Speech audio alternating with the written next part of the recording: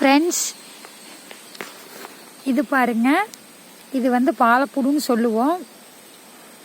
நாங்கள்லாம் சின்ன வயசில் எங்கள் அம்மாயி ஊருக்கு நம்ம லீவு விட்டால் போயிருப்போம்.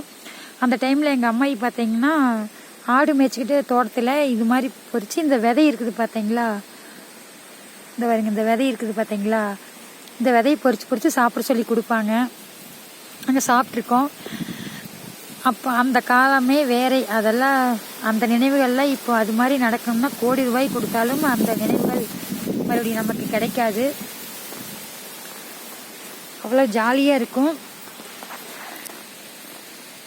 இப்போ பார்த்தோம்னா நமக்கு வந்து இது எப்படி இதை சாப்பிட்டோமா அப்படின்னு யோசிக்கிற காலம் ஆயிடுச்சு. ஆனால் அப்போல்லாம் பார்த்தீங்கன்னா இது சாப்பிட்றதுக்கு அவ்வளோ ருசியாக இருக்குது. இதுலேயே 2 வகை இருக்குது. சிகப்பு கலர் கலந்த ப்ரௌன் கலர் கலந்த ஒரு கீரை இருக்கும், இது ஒன்று இருக்கும். இது இப்போ நான் அரிசி பாலப்பூடுன்னு சொல்கிறாங்க, நான் கேள்விப்பட்டிருக்கேன். நாங்களே வந்து இந்த பக்கம் சைடு பாலப்பூடு அப்படின்னு தான் சொல்லுவோம். இது ஆடுகளை நல்லா சாப்பிடும்.